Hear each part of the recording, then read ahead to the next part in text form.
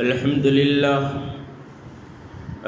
لله نحمده ونستعينه ونستغفره ونؤمن به ونتوكل عليه ونعوذ بالله من شرور أنفسنا ومن سيئات أعمالنا من يهده الله فلا مضل له ومن يضلله فلا هادي له ونشهد أن لا إله إلا الله وحده لا شريك له ونشهد أن سيدنا ومولانا محمدا عبده ورسوله وبارك وسلم تسليما كثيرا كثيرا أما بعد فأعوذ بالله من الشيطان الرجيم بسم الله الرحمن الرحيم قل هو الله أحد الله الصمد لم يلد ولم يولد ولم يكن له كفوا أحد وقال النبي صلى الله عليه وسلم يا فاطمة اعملي وانقذي نفسك عن النار لا ينفعك إن أباك نبي أو كما قال عليه الصلاة والسلام۔ میری محترم دینی ماں بہنیں، اللہ جل جلالہ اور عظم والہ نے ہم سب کو دنیا کے اندر آخرت کی تیاری کے لیے بھیجا ہے۔ دنیا جو ہے وہ آخرت کے لیے کھیتی ہے، الدنیا مزرعۃ للآخرہ، کہ دنیا جو ہے وہ آخرت کے لیے کھیتی ہے۔ کھیت کے اندر انسان جو چیز بوتا ہے، جب کاٹنے کا زمانہ آتا ہے تو وہی چیز اس کو ملتی ہے۔ دنیا میں آج تک کبھی بھی ایسا نہیں ہوا اور کبھی بھی ایسا نہیں ہوگا کہ بوئے کچھ اور کاٹے کچھ اور۔ مثال کے طور پر کسی نے کھیت کے اندر گیہوں بوئے اور کاٹنے کا جب زمانہ آیا تو اس کو جھو مل گئے یا باجری مل گئی، کہاں کہ ایسا نہیں ہوگا۔ تو دنیا کے اندر جیسے اعمال کیے جائیں گے، آخرت کے اندر بھی ویسے فیصلے کیے جائیں گے۔ دنیا ایک مختصر سی زندگی ہے اور آخرت کی زندگی لامحدود زندگی ہے۔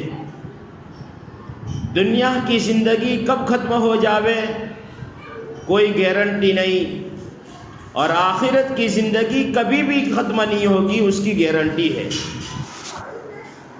تو میری محترم دینی ماں بہنیں، اب ہمیں سوچنا یہ ہے کہ ہم دنیا میں دنیا کی تیاری کریں یا دنیا میں رہ کر آخرت کی تیاری کریں۔ جناب رسول اللہ صلی اللہ علیہ وسلم نے فرمایا، عقل مند اور ہوشیار وہ ہے جو موت سے پہلے موت کی بات کی تیاری کرے۔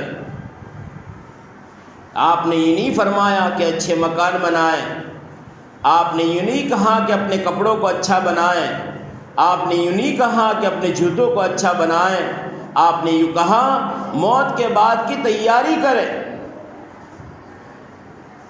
اس لیے کہ موت کے بعد ایک بہت بڑی لمبی چوڑی زندگی آنے والی ہے۔ صحابہ نے پوچھا، یہ اللہ کے نبی صلی اللہ علیہ وسلم، وہ زندگی جو کبھی بھی ختم نہ ہوگی اس کو ہمیں مثال دے کر سمجھاؤ۔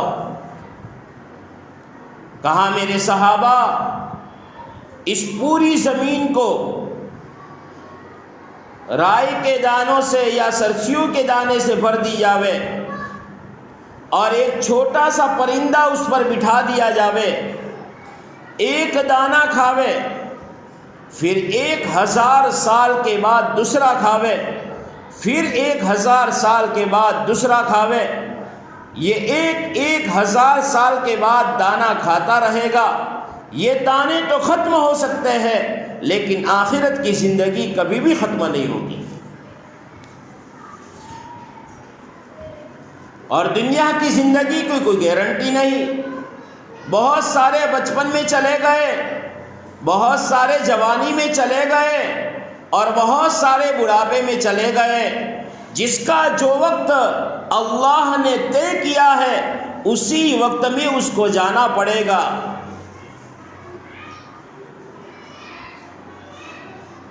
تو ہمیں دنیا میں جو بھیجا ہے وہ آخرت کی تیاری کے لیے بھیجا ہے۔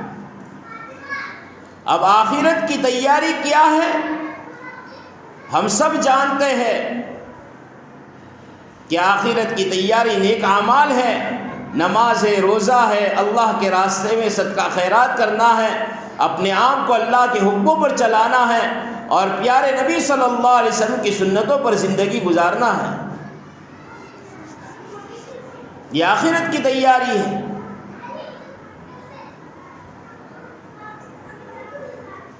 اور جنت میں جانے کے بعد جو کامیابی ملے گی، ایسی کامیابی ملے گی کہ اس کے بعد ناکامی نہیں ہوگی۔ دنیا کی کامیابی کی تو کوئی گارنٹی نہیں ہے کہ آدمی آج کامیاب ہو گیا، ہو سکتا ہے 4 دنوں کے بعد ناکام بھی ہو جائے۔ اللہ ایسی صحت دیں گے جس کے بعد بیماری نہیں ہوگی۔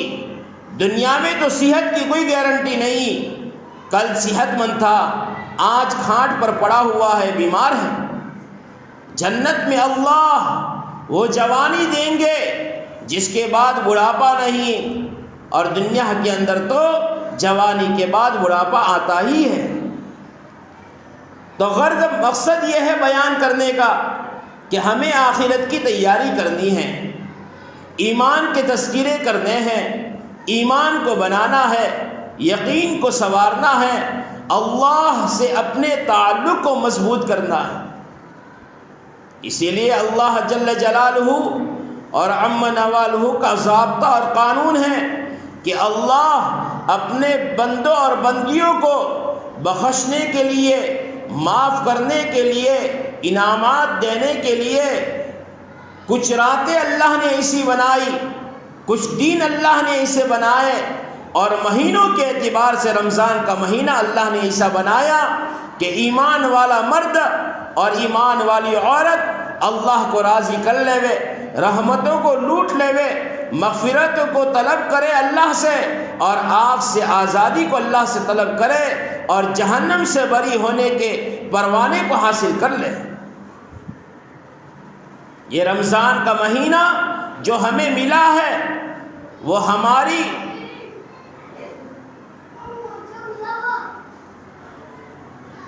یہ رمضان کا مہینہ جو ہمیں ملا ہے میری محترم دینی ماں بہنیں، اس میں ہمارا کوئی کمال نہیں ہے۔ کمال تو اللہ کا ہے جس اللہ نے رمضان کے مہینے تک ہمیں پہنچایا ہے۔ جس رمضان کے مہینے کو پانے کے لیے جناب رسول اللہ صلی اللہ علیہ وسلم دعا کرتے تھے، رجب کے مہینے سے لے کر رمضان کے مہینے تک دعا کرتے تھے، اے اللہ رجب کے مہینے میں برکت دے دے، شعبان کے مہینے میں برکت دے دے، اور مجھے رمضان تک پہنچا دے۔ کتنا عظیم الشان مہینہ ہے رمضان کا، کتنی رحمتوں سے بھرا ہوا اور کتنی مغفرتوں کو لیا ہوا یہ مہینہ ہے کہ آقا نامدار تاجدار مدینہ فخر دو عالم حضرت محمد مصطفیٰ صلی اللہ علیہ وسلم کہہ رہے ہیں، یہ اللہ مجھے رمضان کے مہینے تک پہنچا دے، مجھے رمضان کا مہینہ مل جاوے، میری عمر میں برکت دے دے۔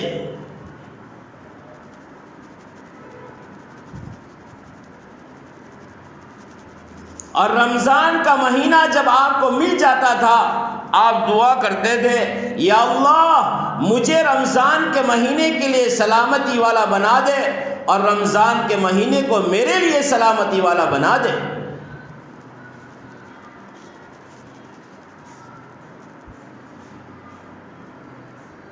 پورے سال جنت کو آراستہ کیا جاتا ہے، جیسے ہی رمضان کا چاند ہوا شیطانوں کو قید کر کے سمندروں میں ڈال دیا گیا، جہنم کے دروازے بند کر دیے گئے، جنت کے دروازے کھول دیے گئے، اللہ نے اپنی رحمت کو عام کر دیا، اپنی مغفرت کو عام کر دیا۔ اسی لیے ہمارے بڑے کہتے ہیں اور ہم نے سنا بھی ہے کہ رمضان کا استقبال عبادت کے ذریعے کرو، رمضان کا استقبال اللہ کو راضی کرنے والے اعمال کے ساتھ کرو۔ یہ رمضان کا مہینہ کھانے اور پینے کے لیے نہیں ہے، یہ رمضان کا مہینہ تو اللہ کو راضی کرنے کے لیے ہے۔ ٹھیک ہے، اللہ اس میں رزق کو بڑھا دیتے ہیں، رزق میں وسعت دے دیتے ہیں کہ رمضان کے علاوہ دنوں میں وہ چیز ہمارے گھروں میں نہیں ہوتی جو رمضان کے مہینوں میں اللہ ہمیں کھلاتا ہے۔ وہ نعمتیں جو ہمارے گھروں میں 11 مہینے نہیں ہوتی، وہ اللہ رمضان کے مہینے میں ہمیں دسترخوان پر دکھاتا ہے۔ یہ اللہ کا فضل ہے، یہ اللہ کا کرم ہے۔ اللہ اپنے بندوں اور بندیوں کی محنت کو ضائع نہیں کرتا۔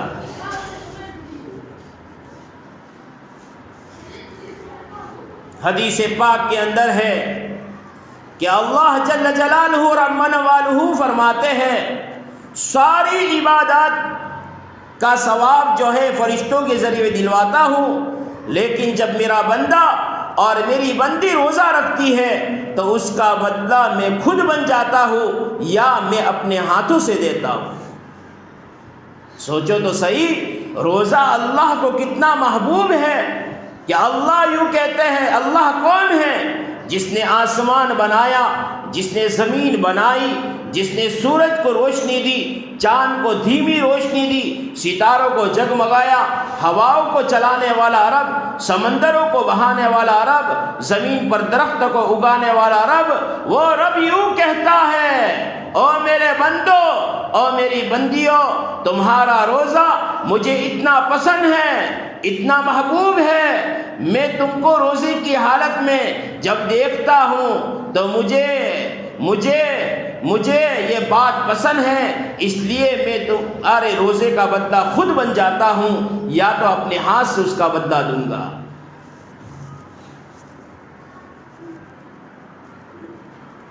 اور بددعائیں بھی ہے کہ رمضان کا مبارک مہینہ اگر کسی کو ملے اور رمضان کے مبارک مہینے کے اندر وہ غفلت والی زندگی گزارے،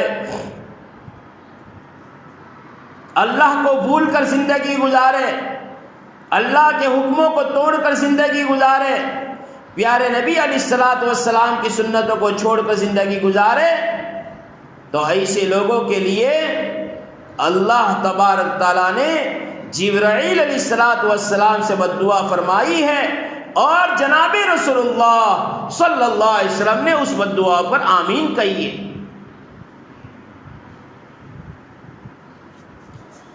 ایک مرتبہ اللہ کے نبی صلی اللہ علیہ وسلم مسجد نبی کے اندر داخل ہوئے، صحابہ یوں کہتے ہیں کہ اللہ کے نبی صلی اللہ علیہ وسلم نے ہمیں کہا کہ ممبر کے قریب ہو جاؤ۔ ہم ممبر کے قریب ہو گئے، جب آپ نے ممبر کی پہلی سیڑھی پر قدم رکھا تو آپ نے کہا آمین، جب دوسری سیڑھی پر قدم رکھا تو آپ نے کہا آمین، جب تیسری سیڑھی پر آپ نے قدم رکھا تو کہا آمین۔ جب خطبہ پورا ہو گیا آپ نیچے اترے، صحابہ رضی اللہ تعالی عنہم اجمعین نے کہا کہ اللہ کے نبی صلی اللہ علیہ وسلم، آج تو ہم نے آپ سے ایسی بات سنی جو آج سے پہلے کبھی بھی نہیں سنی تھی۔ کہا کہ کیا ہوا؟ کہا کہ آپ ایک ایک سیڑھی چڑھے جا رہے ہیں اور آپ آمین کہتے چلے جا رہے ہیں۔ کہا کہ ہاں جبرائیل علیہ الصلوۃ والسلام آئے تھے اور 3 بددعائیں فرمائی تھی، اس پر میں نے آمین کہی ہے۔ اس میں سے ایک بددعا یہ ہے، جس نے رمضان کا مہینہ پایا، جس نے رمضان کا مہینہ پایا اور اس نے اپنی مغفرت نہیں کروائی، جبرائیل نے کہا ہلاک ہو جائے، برباد ہو جائے، ستیہ ناش ہو جائے اس کا۔ جناب رسول اللہ صلی اللہ علیہ وسلم کہتے ہیں میں نے اس پر آمین کہی ہے۔ میری محترم دینی ماں بہنوں، ایسا نہ ہو کہ ہمارا پورا دین صبح اٹھے تو گھر کی صفائی میں وقت نکل گیا، اب تھوڑا دوپہر کا وقت ہوا، اب افطاری کا وقت، افطاری کی تیاری شروع ہوئی کہ افطاری کھولنے تک ہم اسی میں مشغول رہ گئے۔ صبح میں اٹھے تو سحری کے پکانے میں اور سحری کی تیاری میں ہم مشغول ہو گئے، کہا نہیں، اپنی سحری کے انتظام کو مختصر کرو اور اپنی افطاری کے انتظام کو مختصر کرو، سحری کے وقت میں تہجد پڑھو اور اللہ سے مانگو۔ ہمارے بڑے یوں کہتے ہیں، رات کی دعاؤں کے تیر ٹھکانے لگ جایا کرتے ہیں۔ اللہ کی رحمت پہلے آسمان پر متوجہ ہوتی ہے، اعلان کرنے والا اعلان کرتا ہے کوئی مانگنے والا جس کو دیا جائے، ہے کوئی توبہ کرنے والا جس کی توبہ قبول کی جاوے۔ یہ اعلان پر اعلان ہوتے ہیں، اور ہم غفلت کے اندر سحری کرے یا سحری کے اندر ہمارا وقت گزر جائے، یہ اچھی بات نہیں ہمارے لیے۔ افطاری کے وقت میں دعائیں قبول ہوتی ہے۔ ہم نے سنا ہے ہمارے بڑوں سے، آخری وقت تک جب تک ہماری گھنٹی نہ بجے یا جب تک اعلان نہ ہو، جب تک مسجد سے کوئی آواز نہ آئے، اس وقت تک ہماری دعا ختم نہیں ہونی چاہیے۔ آخری لمحہ جو ہوتا ہے اس میں اللہ دعا کو قبول کرتے ہیں۔ 10 روزے مکمل بھی ہونے آئے، پتہ بھی نہیں چلا، ابھی ابھی رمضان کا چاند دیکھا تھا اور ابھی ابھی رمضان کا پہلا روزہ رکھا تھا اور پہلی تراویح پڑھی تھی۔ میری محترم دینی ماں بہنیں، جو قیمتی دن ہوتے ہیں، جو قیمتی راتیں ہوتی ہیں، وہ جلدی سے نکل جاتی ہیں۔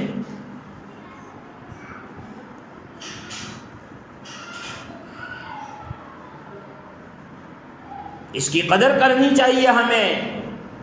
کچھ کام کاج کو مختصر کرتے ہوئے ہماری عبادات کو ہمیں بڑھانا چاہیے۔ قرآن کی تلاوت دوسرے دنوں میں ہم 1 پارہ کرتے تھے، اب 3 پارہ کر رہے ہیں۔ ہم تسبیحات دوسرے دنوں میں کم پڑھتے تھے، اب زیادہ پڑھ رہے ہیں۔ دوسرے دنوں میں تو ہمیں اشراق، چاشتہ، اوابل وغیرہ پڑھنے کا وقت نہیں ملتا تھا، لیکن اب رمضان کا مہینہ ہے، اس کے اندر ہم پابندی کر رہے ہیں۔ یہ ہے رمضان کو وصول کرنا، یہ ہے رمضان کی قدر کرنا۔ جیسے کہ دنیا والے اپنی سیزن کو وصول کرتے ہیں، دکان والا، تجارت والا، مارکیٹوں میں پھرنے والا اور کھیتی کرنے والا، جتنے بھی شعبے دنیا میں ہیں، ان کے سیزن جب آتی ہے، کسی کی سیزن 2 مہینہ، کسی کی سیزن 6 مہینہ اور کسی کی سیزن 4 مہینہ ہوتی ہے، لیکن وہ سیزن کو وصول اس لیے کرتے ہیں کہ آنے والے دنوں میں ہمیں تکلیف اٹھانی نہ پڑے۔ میری محترم دینی ماں بہنیں، دنیا کی سیزن کو وصول کرنے میں وہ لوگ اپنے دوپہر کے کھانے کو چھوڑ دیتے ہیں۔ دکان پر گئے تھے، ٹفن لے کر گئے تھے، گھر پر آئے تو ٹفن بھرا ہوا تھا۔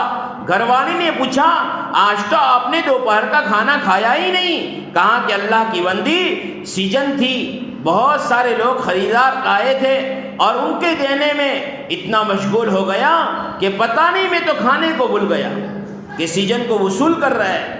یہ عبادت کا مہینہ ہے، یہ سیزن کا مہینہ ہے، یہ اللہ کو راضی کرنے کا مہینہ ہے، یہ رحمتوں کو لٹنے کا مہینہ ہے، یہ مغفرت کروانے کا مہینہ ہے۔ اس مہینے کی قدردانی یہ ہے کہ زیادہ سے زیادہ ہم اللہ کی عبادت کریں، اللہ سے دعائیں کریں، اللہ سے اپنا تعلق جوڑیں، امت کے لیے بھی مانگیں اور اپنے لیے بھی مانگیں۔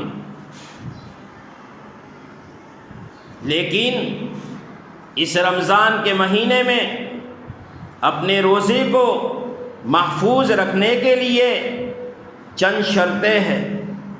جیسے کہ دنیا میں ایک قانون ہے، ایک ضابطہ ہے، جب ڈاکٹر کسی بیمار کو کسی بیماری میں دوا دیتا ہے تو دوا ہوتی ہے صحت کے لیے، لیکن کچھ پرہیز بھی بتاتا ہے۔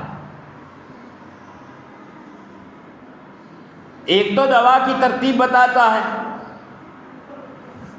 اور دوسری پرہیز بتاتا ہے کہ بھئی آپ کو یہ نہیں کھانا، یہ نہیں کرنا، ایسا نہیں کرنا۔ اسی طرح رمضان کے مہینے کے اندر بھی پرہیز ہے، گناہ نہیں کرنے۔ جو حرام ہے، جو ناجائز ہے، جو گناہ ہے، ان کو تو نہیں کرنا، بلکہ بعض چیزیں اللہ نے حلال کی ہیں اس کو بھی چھوڑنا ہے۔ جیسے کہ کھانا حلال ہے، پینا حلال ہے، لیکن اللہ نے کہا نہیں، میرے لیے کھانے کو چھوڑ دو، میرے لیے پانی کو چھوڑ دو، اور اتنے گھنٹے پیاسے رہو اور اتنے گھنٹے بھوکے رہو، اب اس بات کو ہمیں کرنا ہے۔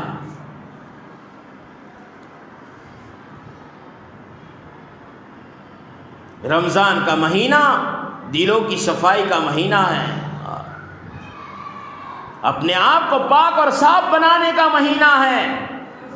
حسد، کینہ، بغض، عداوت، دشمنی، یہ ساری جو دل کی بیماریاں ہیں، ان بیماریوں کو دلوں سے نکالنے کا مہینہ ہے۔ امت کو معاف کرنے کا مہینہ ہے۔ اگر ہمیں کسی سے کوئی تکلیف پہنچی ہے تو معاف کر دے اللہ کے لیے، اللہ اس کا بدلہ دے گا۔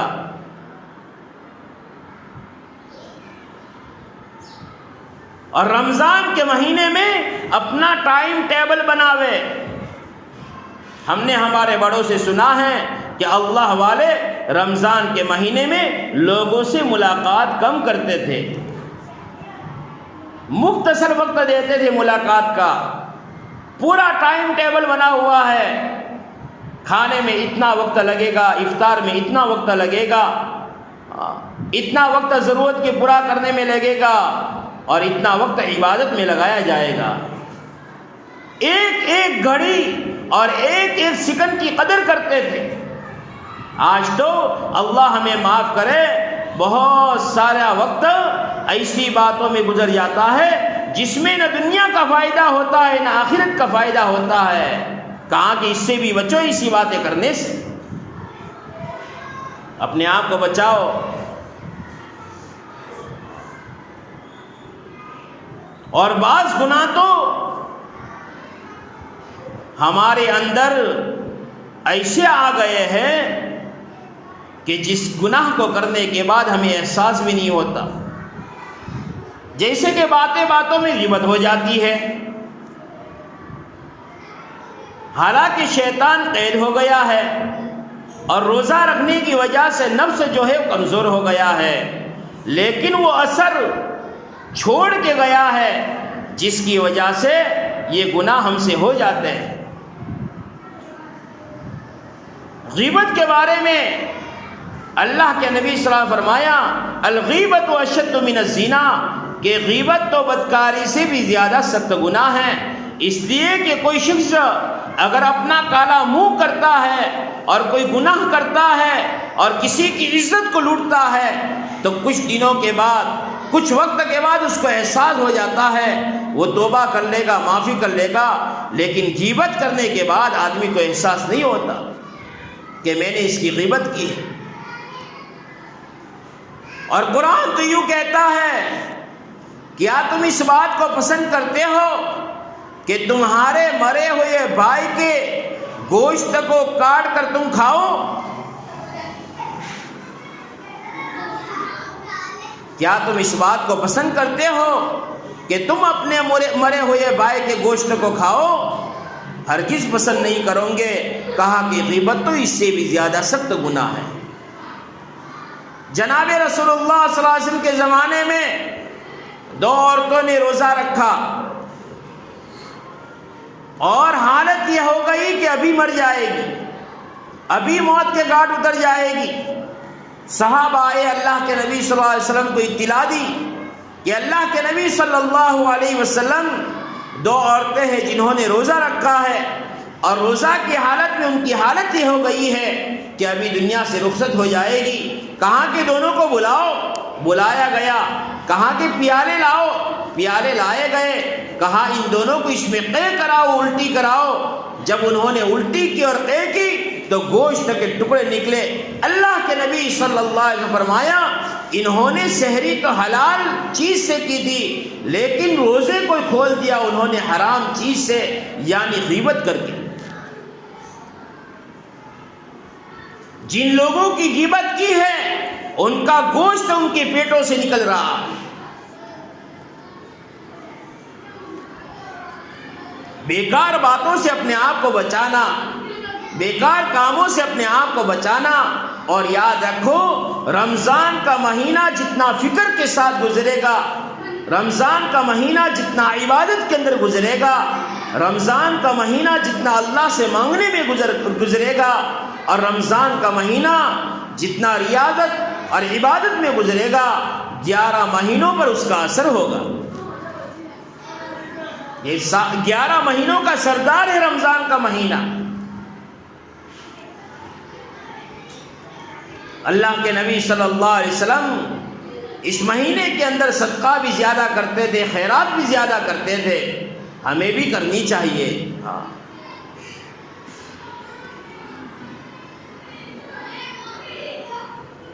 اس لیے اس رمضان کو صحیح گزارنے کی فکر کرے.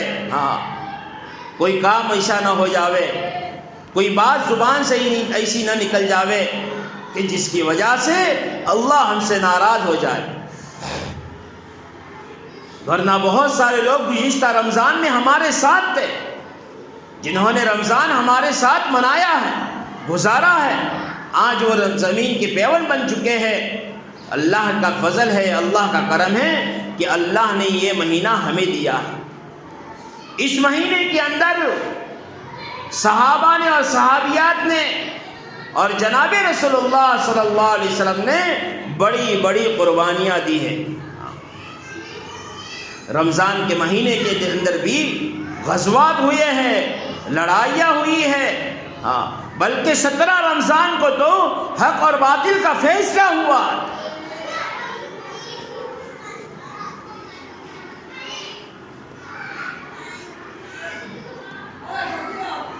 کہ روزہ رکھ کے اللہ کے راستے میں جاتے تھے. آج تو ہمارا روزہ 16 گھنٹے کا، 15 گھنٹے کا، اور 15 اور 16 گھنٹے گزارنے کے بعد ہماری حالت کیا ہوتی ہے وہ ہم سب جانتے ہیں. اور وہاں پر تو روزے کی حالت میں چلتے رہتے تھے اللہ کے دین کو پھیلانے کے لیے، اللہ کے حکم کو زندہ کرنے کے لیے، لوگوں تک ایمان پہنچانے کے لیے. رمضان کے مہینے میں بھی غزوات ہوئے ہیں. آج ہماری بھوک گھنٹوں کے اعتبار سے ہے، اس زمانے کی بھوک مہینوں کے اعتبار سے، دنوں کے اعتبار سے تھی. ایک مرتبہ سخت گرمی پڑ رہی تھی اور لوہے گرم گرم چل رہی تھی. جناب رسول اللہ صلی اللہ علیہ وسلم باہر تشریف لائے. تھوڑی کی دیر کے بعد حضرت عمر رضی اللہ تعالیٰ عنہ بھی تشریف لائے، اور تھوڑی دیر کے بعد حضرت ابوبکر صدیق رضی اللہ تعالیٰ عنہ بھی تشریف لائے. ہر ایک نے ایک دوسرے سے پوچھا، ایسی سخت گرمی کے اندر، گرمی کی سخت لہریں چل رہی ہے، اور اس وقت میں نکلنے کی وجہ کیا ہے؟ آقا نے فرمایا بھوک کی وجہ سے میں تو باہر آیا ہوں. حضرت عمر رضی اللہ تعالیٰ فرمایا میں بھی بھوک کی وجہ سے آیا ہوں. حضرت ابوبکر صدیق رضی اللہ تعالیٰ کہا میں بھی بھوک کی وجہ سے آیا ہوں. بھوک کی حالت میں تھے، فاقوں کی حالت میں تھے، لیکن کسی بھی صحابی نے اور کسی بھی صحابیات نے اللہ کے نبی صلی اللہ علیہ وسلم کا دامن نہیں چھوڑا. ہر حالت میں اللہ کو مانا اور ہر حالت میں اللہ کے نبی صلی اللہ علیہ وسلم کی رسالت کا اقرار کیا. اللہ کی مانی اور اللہ کے نبی صلی اللہ علیہ وسلم کی مانی. اللہ نے وہ کامیاب کیا کہ اللہ تبارک تعالیٰ نے اپنے نبی کی زبان سے ارشاد فرمایا میرے صحابہ تو ستاروں کے مانند ہیں، جو بھی کسی ایک صحابی کی اقتدا کرے گا ہدایت کے راستے کو پا لے گا، جنت تک پہنچ جائے گا، اللہ کی رضا اس کو مل جائے گی. سوچو تو صحیح کیسی بھوک ہوگی کہ تاجدار مدینہ فخر دو عالم حضرت محمد مصطفیٰ صلی اللہ علیہ وسلم اپنے گھر کو چھوڑ کر ایسی سخت گرمی میں باہر نکل گئے. حالانکہ اللہ کے نبی صلی اللہ علیہ وسلم چاہتے آسمان سے دسترخوان اتروا دیتے، آسمان پر ان کا انتظام ہو جاتا، کھانے پینے کا انتظام اللہ کروا دیتے، لیکن نہیں امت کو بتانے کے لیے، امت کو سکھانے کے لیے، امت کی رہبری کے لیے آپ نے یہ دن گزارے ہیں. حضرت ایوب انصاری رضی اللہ تعالیٰ عنہ کا اچانک گھر سے نکلنا ہوا، دیکھا کہ عمر بھی کھڑے ہیں، ابوبکر صدیق بھی کھڑے ہیں، جناب رسول اللہ صلی اللہ علیہ وسلم بھی کھڑے ہیں۔ کہاں آپ حضرات اتنی سخت گرمی کے اندر یہاں پر کھڑے ہیں؟ اللہ کے نبی صلی اللہ علیہ وسلم فرمایا ایوب بھوک ستا رہی ہے، بھوک ستا رہی ہے، بھوک اور فاقے کی وجہ سے یہاں پر آئے ہیں۔ حضرت ایوب انصاری رضی اللہ تعالیٰ عنہ کو اللہ نے مال دیا تھا، گھر میں گئے، بیوی سے کہا روٹیاں پکاؤ، اور خود نے ایک بکری کا بچہ ذبح کیا، اس کا گوشت پکایا گیا، روٹیاں بنائی گئی، دسترخوان پر لایا گیا۔ جناب رسول اللہ صلی اللہ علیہ وسلم کو، حضرت ابوبکر صدیق کو اور عمر فاروق رضی اللہ تعالیٰ عنہ کو گھر میں بلایا، اپنا مہمان بنایا، خود میزبان بن گئے اور آپ کو کھانے پر بٹھا دیا۔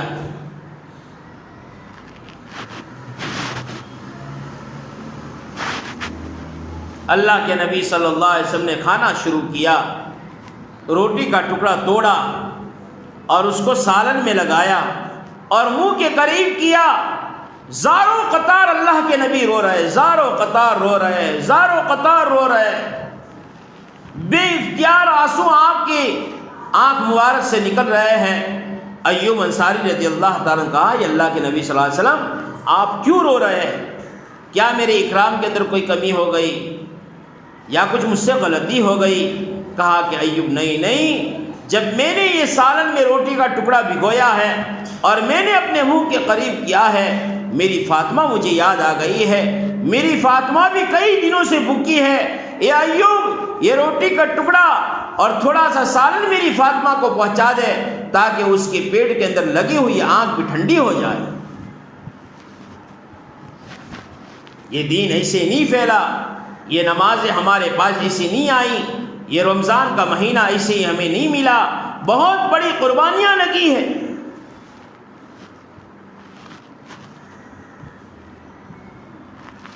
عورتیں بھی اللہ کے راستے میں جاتی تھی۔ ام عمارہ رضی اللہ تعالیٰ عنہ ایک صحابیہ ہے، ایک لڑائی کے اندر گئی۔ عورتیں کیوں جاتی تھی؟ کہ وہ کپڑوں کی چتھڑے لے کر جاتی تھی، اگر کسی کو کوئی زخم آ جاوے اس پر باندھتی تھی، یا کپڑوں کے چتھڑوں کو جلا کر کے اس پر مرہم پٹی کرتی تھی، اور پیاسوں کو پانی پلاتی تھی۔ یہ خدمت کرتی تھی عورتیں اللہ کے راستے میں جا کر۔ اچانک ام عمارہ نے دیکھا ایک کافر، ایک مشرک ان کے سامنے لپکا ان کے اوپر حملہ کرنے کے لیے۔ ام عمارہ نے تلوار دی، ہاتھ میں تلوار، اس کا مقابلہ کیا اور اس کو زخمی کر کے پچھاڑ دیا۔ پھر سے وہ لپکا تو پھر سے اس کو زخمی کر کے پچھاڑ دیا، اس کو دور کر دیا۔ اتنے میں ان کے عبداللہ آئے، بیٹے عبداللہ، بیٹے عبداللہ نے مقابلہ کیا۔ مقابلہ کرتے کرتے بیٹے کا ہاتھ اللہ کے راستے میں کٹ گیا۔ ام عمارہ یوں کہتی ہے کہ میں نے پٹی باندھی اور وہ زخم کو جس سے خون نکل رہا تھا وہ خون بند کرنے کی کوشش کی۔ اس کے بعد ام عمارہ نے کیا کہا، بیٹا ایک ہاتھ اللہ کے راستے میں قربان ہوا ہے، دوسرا جسم بھی تیرے پاس باقی ہے، ہو سکے تو اس کو بھی اللہ کے راستے میں قربان کر دینا۔ وہ مائیں تھی جو اپنے بچوں کو دودھ اس کے لیے پلاتی تھی تاکہ اللہ کے نام کے کام آ جائے، اللہ کے راستے میں کام آ جائے، اللہ کے دین میں کام آ جائے۔ پھر ایک کافر آیا، گھوڑے پر سوار ہو کر آیا۔ ام عمارہ نے اس گھوڑے کے پیروں کو کاٹ دیا، اس کافر اور مشرک کے دو ٹکڑے کر دیے۔ اللہ کے نبی صلی اللہ علیہ وسلم ہنس پڑے، کہا کہ واہ رے واہ ام عمارہ، تو نے وہ کر کے دکھایا ہے، تو نے آج وہ بہادری کے کرتب دکھائے ہیں کہ میں نے آج تک نہیں دیکھا۔ وہ عورتیں تھیں، ان کے دل کیسے ہوں گے، ان کے جگر کیسے ہوں گے، ہر ایک کی تمنا یہ تھی دین کے کام میں آ جاؤں چاہے میری جان چلی جاوے۔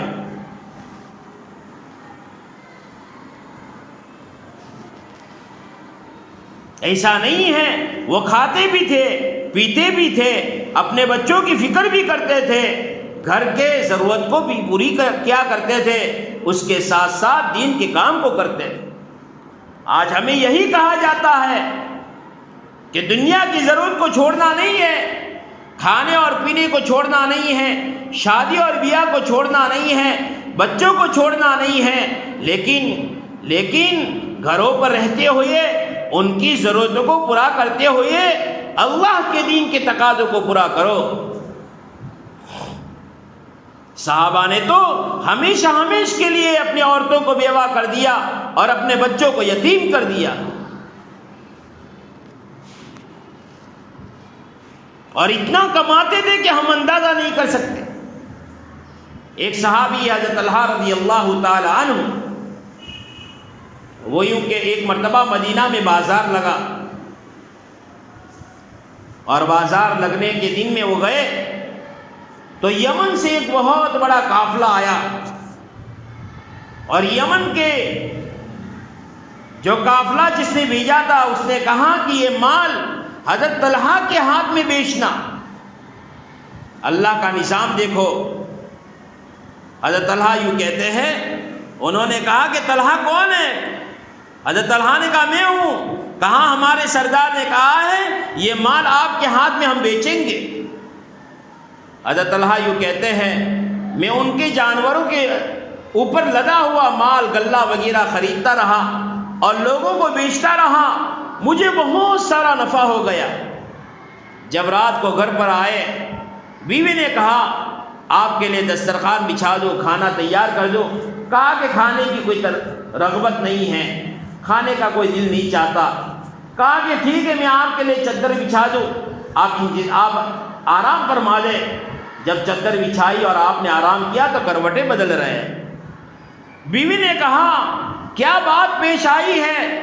پہلے تو آپ نے کھانے سے منع کر دیا، اب آپ کروٹیں بدل رہے ہیں۔ کہا کہ محترمہ یہ بات پیش آئی ہے کہ آج قافلہ آیا تھا، اس کے سردار نے یوں کہا تھا کہ طلحہ کو مال دینا ہے، میں اس مال کو خریدتا رہا اور بیچتا رہا، اللہ نے مجھے نفع دیا ہے، وہ نفع لے کر میں آیا ہوں۔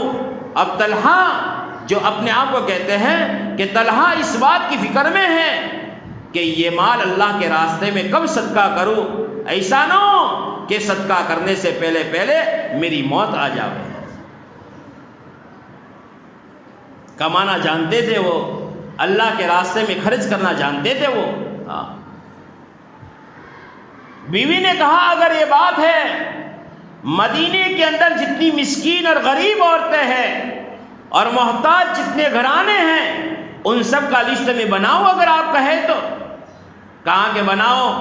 لسٹ بنایا گیا، عورت نے رائے دی، ایسا نہیں کہا تم کما کے لائے ہو تو میرے لیے زیورات بنا دو، تم کما کر لائے ہو تو میرے لیے مکان بنا دو، تم کما کر لائے ہو تو فلانی جگہ پر حصہ ڈال دو تاکہ اس کے اندر سے آتا رہے اور میں کھاتی رہوں اور پیتی رہوں اور میری ضرورتیں پوری ہوتی رہیں۔ کہا کہ نہیں، مدینے کے غریبوں کا، مسکینوں کا اور حاجت مندوں کا لسٹ بنایا اس عورت نے، اس صحابیہ رضی اللہ تعالیٰ عنہ نے، اور صلاح بھی دی رات کا اندھیرا ہے، میں تھیلیاں بناتی ہوں، اس میں وہ بھرو پیسے اور ہر ایک کے گھر کے دروازے کی چوکھٹ پر رکھ دو، کیونکہ اس وقت میں یہ ایسے جو ہمارے زمانے میں پیسے ہیں کاغذ کے، وہ پیسے نہیں تھے۔ اس زمانے میں یا تو درہم ہوتے تھے یا تو دنانیر ہوتے تھے، چاندی کے سکے ہوتے تھے یا سونے کے سکے ہوتے تھے۔ تھیلیوں میں بھرا گیا، حضرت طلحہ چلے اور وہ عورت صحابیہ ان کے گھر والی نشان کرتی رہی، یہاں پر رکھو، یہاں پر رکھو، یہاں پر رکھو، اس کو دو، اس کو دو، اور دے کر آئے۔ آدھی رات ہو گئی، مال کو تقسیم کرتے کرتے آدھی رات ہو گئی۔ اس کے بعد گھر پر آئے، حضرت طلحہ رضی اللہ تعالیٰ عنہ کی بیوی یوں کہتی ہے اس کے بعد ایسے سوئے آرام کے ساتھ، ایسے سوئے آرام کے ساتھ کہ صبح کی اذان پر ان کی آنکھ کھلی ہے۔ آخرت کی فکر ان کو تھی۔ اللہ پوچھے گا طلحہ میں نے تجھے اتنا دیا تھا اور تو نے میرے راستے میں کیا لگایا؟ آج تو ہمارے زندگی، اللہ معاف کرے، اللہ معاف کرے، آخرت کا کبھی تذکرہ ہی نہیں، قبر کا کبھی تذکرہ ہی نہیں، موت کا کبھی تذکرہ ہی نہیں، جیسا کہ دنیا ہی میں رہنا ہے اس حالت میں ایمان والے آج زندگی گزار رہے ہیں۔ جب صبح اٹھے دونوں میاں بیوی خوش، بالکل خوش، اور ایسے خوش کہ جیسے عید کا دن ہو۔ پڑوسی عورت نے پوچھا حضرت طلحہ رضی اللہ تعالی عنہ کی بیوی سے، او محترمہ آج کیوں اتنی خوش ہو؟ اس نے قصہ بیان کیا کہ ایسا ہوا، رات کو میرے شوہر کما کے لائے تھے، کروٹیں بدل رہے تھے، کھانا نہیں کھایا، اور آج رات کو ہم نے اس کو تقسیم کر دیا، آخرت کے خزانے میں جمع کر دیا۔ دنیا میں کے خزانے میں جمع کرتے تو ضائع ہو جانے کا اندیشہ تھا، لیکن ایسے خزانے میں ہم نے جمع کروایا ہے جو کبھی بھی ضائع نہیں ہوگا۔ خوشی اس پر، اللہ کے نام پر لٹانے پر خوش ہو رہا ہے۔ ان عورتوں نے اپنے شوہروں سے کہا، وہ شوہر حضرت طلحہ سے ملے، کہا کہ طلحہ تمہاری داستان تو ہم نے سنی ہے، لیکن یہ تو بتاؤ تم نے کتنا نفع کمایا؟ کہا کہ 4 لاکھ درہم یا تو 4 لاکھ دینار میں نے کمائے تھے۔ کروڑوں پتی بن گئے تھے، کروڑوں پتی آج کے زمانے کے اعتبار سے۔ آج 4 لاکھ کی زکوٰۃ نکالنی ہوتی ہے تو کئی مہینے نکل جاتے ہیں۔ 4 لاکھ درہم اور 4 لاکھ دینار اللہ کے راستے میں خرچ کرنے کے بعد عید کی خوشیوں کی طرح خوشی منا رہے ہیں۔ اللہ کے راستے میں خرچ کرنے کے جذبات بنے ہوئے تھے، آخرت کا استظہار تھا۔ اسی لیے اللہ کے نبی صلی اللہ علیہ وسلم فرمایا، جو کھایا وہ تمہارا ہے، جو پیا وہ تمہارا ہے، جو پہنا وہ تمہارا ہے، اور جو آخرت میں جمع کروایا وہ تمہارا ہے، باقی سب کا سب دوسروں کا ہے، ہمارا نہیں ہے۔ اللہ کے راستے میں مال کا لگانا، اللہ کے راستے میں جانوں کا کھپانا، اللہ کے راستے میں وقتوں کا لگانا اور اللہ کے راستے میں صلاحیتوں کا کھپانا انہوں نے سیکھ لیا تھا۔ تو ایسا ایمان ملا تھا اور ایسا ایمان ان کا بنا تھا کہ کچھ بھی ہو جاوے، کتنی بڑی تکلیفیں آ جاوے، کتنی مصیبتیں آ جاوے، اور کیسے ہی حالات آ جاوے اور کیسے ہی فاقے آ جاوے، لیکن کسی بھی حالت میں کسی بھی صحابیہ نے اور کسی بھی صحابی رضی اللہ تعالی اجمعین نے اللہ کے نبی کا دامن نہیں چھوڑا۔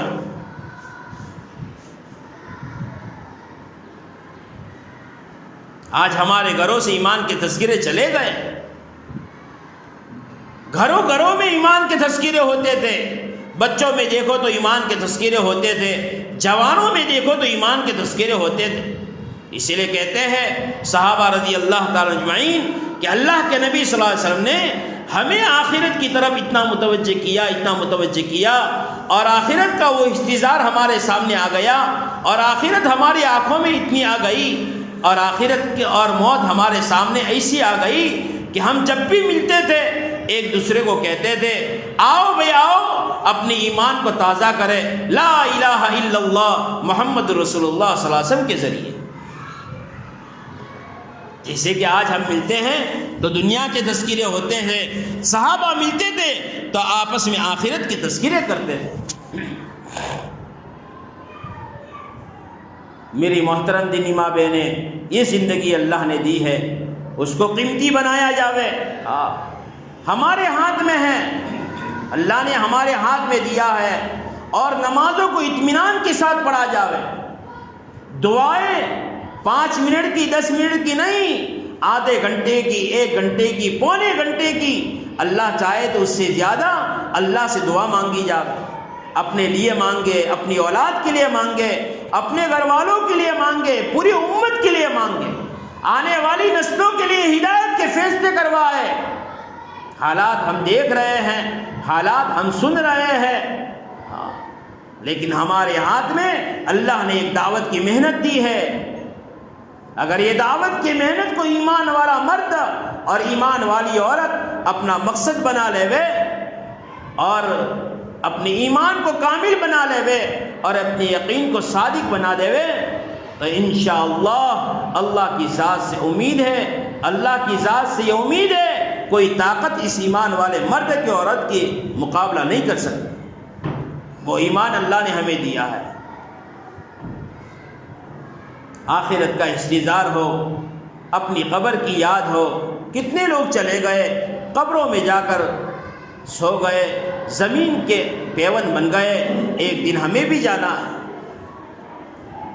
ہمیں بھی کندھوں کی سواری کرنی ہے، اس قبر کے گڈھے کے اندر جا کر ہمیں بھی سونا ہے، ہمیں بھی سوالوں کی جوابات دینے ہیں، حشر کے میدان کے اندر کھڑا ہونا ہے، پل صراط پر سے گزرنا ہے، نیکی کے ترازوں میں نیکی اور بدی کو تلوانا ہے۔ میری محترم دینی ماں بہنیں، اگر یہ استحضار ہوگا ہماری زندگی میں تو انشاءاللہ گناہوں سے بچنا آسان ہو جائے گا، نیکیوں کا کرنا آسان ہو جائے گا۔ اس کے لیے آج تو ارادہ کر کے ہماری ہر ایک ماں بہنی ارادہ کر کے جاوے کہ انشاءاللہ آج کے بعد کوئی اللہ کا حکم نہیں توڑوں گی، اور آج کے بعد اللہ کے نبی کی کوئی سنت نہیں چھوڑوں گی، اور جب بھی دین کا کوئی تقاضا آئے گا اپنے گھروں میں سے اس دین کے تقاضوں کو پورا کرنے کی کوشش کروں گی۔ اللہ تبارک تعالی ہم سب کو کہنے سننے سے زیادہ عمل کرنے کی توفیق نصیب فرمائے۔ درود شریف پڑھیں۔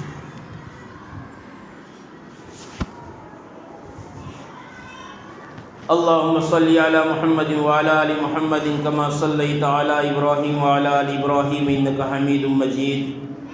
الحمد لله رب العالمين، الحمد لله رب العالمين، الحمد لله رب العالمين، الرحمن الرحيم، مالك يوم الدين، إياك نعبد وإياك نستعين، اهدنا الصراط المستقيم، صراط الذين أنعمت عليهم غير المغضوب عليهم ولا الضالين۔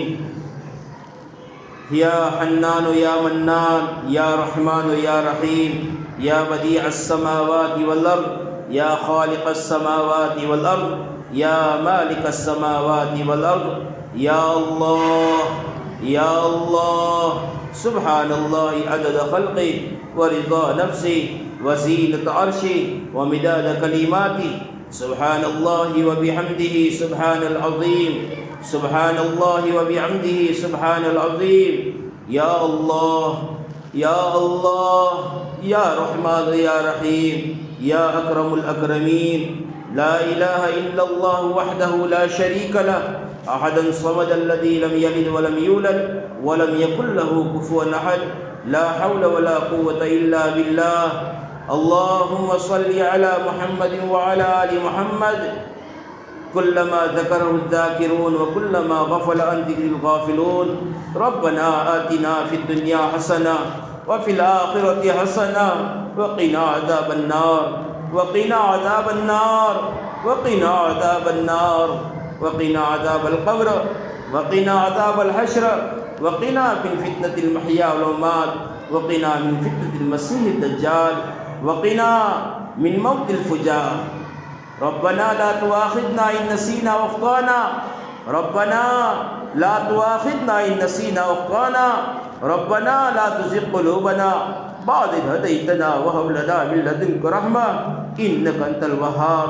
یا اللہ ہمارے گناہوں کو معاف فرما دے، یا اللہ ہمارے قصوروں سے درگزر کا معاملہ فرما لے، یا اللہ اس رمضان کے مہینے کو ہمیں وصول کرنے والا بنا دے، یا اللہ یہ رمضان کا مہینہ تو نے اپنے فضل سے، اپنے کرم سے، اپنی رحمت سے عطا فرمایا ہے، اس میں ہمارا کوئی کمال نہیں ہے۔ یا اللہ 10 روزے پورے ہونے آئے، یا اللہ جو غفلتیں ہو گئی، سستی ہو گئی، کاہلی ہو گئی، معاف فرما دے، معاف فرما دے، معاف فرما دے۔ رحمت کا عشرہ پورا ہونے آیا ہے، یا اللہ تیری رحمت کی چادر ہم پر اور امت پر یا اللہ ڈال دے، اور امت کو اپنی رحمت کے آغوش میں لے لے، اور امت کی حفاظت کے فیصلے فرما دے۔ یا اللہ تو بڑی قدرت والا ہے، تو بڑی طاقت والا ہے، یا اللہ تیرا ارادہ ہی سب کچھ ہے۔ یا اللہ، یا اللہ ہماری کوئی چاہت نہیں، ہماری چاہت تیری چاہت کے ساتھ ہو جائے، ایسی زندگی گزارنے والا ہمیں بنا دے۔ یا اللہ اس رمضان کے مہینے کی دوسرے عشرے کی اور تیسرے عشرے کی بھی قدردانی کی توفیق نصیب فرما لے، ہماری اور امت کی مغفرت کے فیصلے فرما دے، آنکھ سے آزادی کے پروانے ہمیں نصیب فرما لے۔ یا اللہ ایسا نہ ہو یہ مہینہ غفلت میں گزر جاوے، سونے میں اور کھانے اور پینے میں گزر جاوے، اور دنیا کی باتوں میں گزر جاوے، اور ہم جبرائیل علیہ السلام کے بد دعا کے مستحق ہو جائیں، جس پر جناب رسول اللہ صلی اللہ علیہ وسلم نے آمین کہی ہے۔ اس سے ہماری اور امت کی حفاظت فرما دے، اس سے ہماری اور امت کی حفاظت فرما دے۔ یا اللہ ہمیں ایمان کامل نصیب فرما دے، ہمیں یقین صادق نصیب فرما دے، ہمیں نیک اعمال کا ذوق اور شوق نصیب فرما لے، برے کاموں سے اور گناہ والے کاموں سے ہماری اور پوری امت کی حفاظت فرما لے، اس سے رک جانے کی طاقت ہمیں نصیب فرما لے۔ یا اللہ، یا اللہ، یا اللہ پیارے نبی حضرت محمد مصطفیٰ صلی اللہ علیہ وسلم نے اس رمضان کے مہینے میں جتنی بھی خیر کی دعائیں مانگی ہیں ہمیں اور پوری امت کو نصیب فرما لے، اور جن شرور سے حفاظت چاہیے ان شرور سے ہمارے اور پوری امت کی حفاظت فرما لے۔ یا اللہ ان گاؤں والی بہنوں نے اور مردوں نے آنے والی جماعتوں کا بڑا اکرام کیا ہے، یہ اکرام جماعتوں کا نہیں ہے، یہ اکرام دین کا ہے، اس لیے کہ آنے والے دین کی نسبت پر آئے ہیں۔ یا اللہ جو تیرے دین کا اکرام کرتا ہے تو ان کو ضائع نہیں کرتا۔ یا اللہ دنیا اور آخرت میں بہترین بدلہ نصیب فرما لے، دنیا اور آخرت میں بہترین بدلہ نصیب فرما لے، دنیا اور آخرت میں بہترین بدلہ نصیب فرما دے۔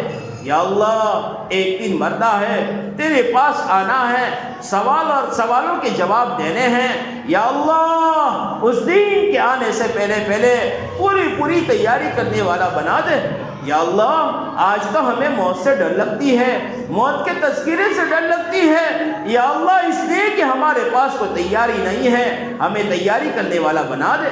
یا اللہ جتنے بھی لوگ دنیا سے چلے گئے، زمین کے کھڈے میں جا کے سو گئے، اپنی قبر میں سو گئے، ان کے جسم کے اعضاء الگ الگ ہو گئے، ان کی چہکتی ہوئی زبان پر کیڑے مسلط ہو گئے، اور ان کی دیکھنے والی آنکھیں نکل کر نیچے گر پڑی، اور ان میں کھڈے پڑ گئے، اور ان کے خوبصورت چہرے بگڑ گئے۔ اے اللہ، یا اللہ مٹی نے سب کچھ ختم کر دیا۔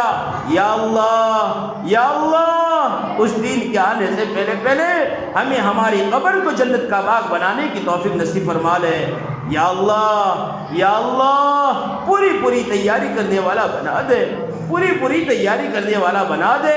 موت تو اچانک آئے گی، موت کہہ کر نہیں آئے گی، موت تو اچانک آئے گی اور لے کر چلی جائے گی۔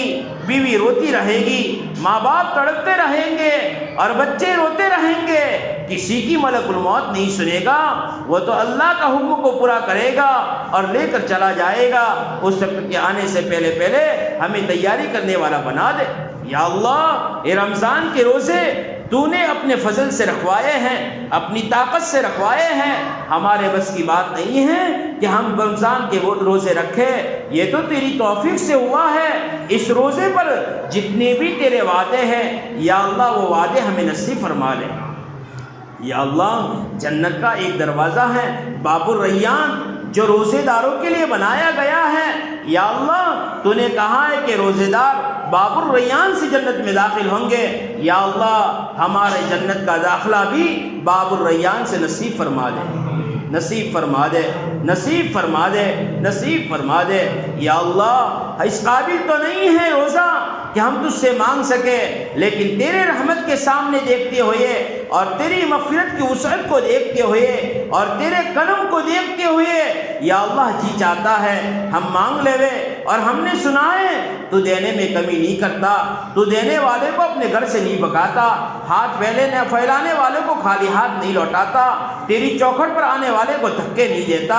یا اللہ یہ ساری گاؤں کی مستورات جمع ہوئی ہے، اس امید پر جمع ہوئی ہے اس مبارک مہینے میں مغفرت ہو جائے۔ یا اللہ ہم سب کی مغفرت فرما دے، ہم سب کی مغفرت فرما دے، ہم سب کی مغفرت فرما دے، ہمارے مرحومین کی قبروں کو نور سے منور فرما دے، ہمارے مرحومین کی قبروں کو نور سے منور فرما دے۔ یا اللہ ہمیں رحمت والی، برکت والی، عافیت والی، سہولت والی روزی بھی عطا فرما دے اور زندگی بھی عطا فرما دے، روزی بھی عطا فرما دے اور زندگی بھی عطا فرما دے۔ حرام روزیوں سے ہماری حفاظت فرما لے، شک والی روزیوں سے ہماری حفاظت فرما لے، حلال طیب پاکیزہ روزی عطا فرما دے۔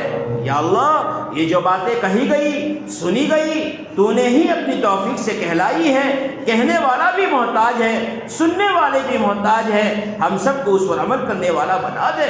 یا اللہ افطاری کا وقت بھی ہمارا دعاؤں میں گزرے اور سحری کے وقت میں بھی ہم تیری طرف متوجہ ہو کر دعا کریں، ایسی توفیق ہمیں نصیب فرما لے، ایسی توفیق ہمیں نصیب فرما لے۔ یا اللہ ہماری بھوک تو کچھ بھی نہیں ہے، وہ آقا کی بھوک کہ 2 مہینے گزر جاتے تھے، آقا کے گھر میں چولہے نہیں جلتے تھے۔ وہ حضرت فاطمہ رضی اللہ تعالیٰ عنہ کا واقعہ، ایک مرتبہ حضرت فاطمہ کے گھر میں ایک روٹی کسی انصار کے ہاتھ سے آئی، حسن حسین بھی بھوکے تھے، علی کو بھوک کی وجہ سے چکر آ رہے تھے، فاطمہ بھی فاقے برداشت کرتے ہوئے بیمار ہو گئی تھی۔ جب روٹی کے ٹکڑے کرنے لگی یاد آیا ابا جان بھی بھوکے ہیں۔ حضرت فاطمہ رضی اللہ تعالیٰ عنہ نے 3 ٹکڑے گھر میں رکھے، ایک ٹکڑا لے کر ابا جان کے گھر پر پہنچی، آواز دی، کہا بیٹی اندر آ جا، بیٹی اندر آ جا۔ حضرت فاطمہ نے اپنے چہرے کو چادر سے ڈھانکا ہوا تھا، اپنے جسم کو لپیٹا ہوا تھا، اندر گئی اور کہا کہ ابا جان ایک تحفہ لے کر آئی ہوں۔ کہا کہ کیا تحفہ ہے؟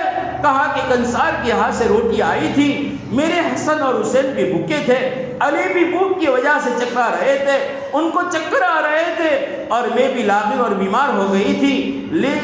جب میں نے روٹی کو ہاتھ میں لیا اور اس کے ٹکڑے کیے، ابا جان تم یاد آ گئے، یہ روٹی کا ٹکڑا آپ کے لیے لائی ہوں۔ جناب رسول اللہ صلی اللہ علیہ وسلم نے وہ روٹی کا ٹکڑا ہاتھ میں لیا، کہا کہ فاطمہ، اے فاطمہ تو نے تو 2 دن کے فاقے برداشت کیے ہیں، تیرے ابا تو کئی دن سے فاقوں میں دن گزار رہے ہیں۔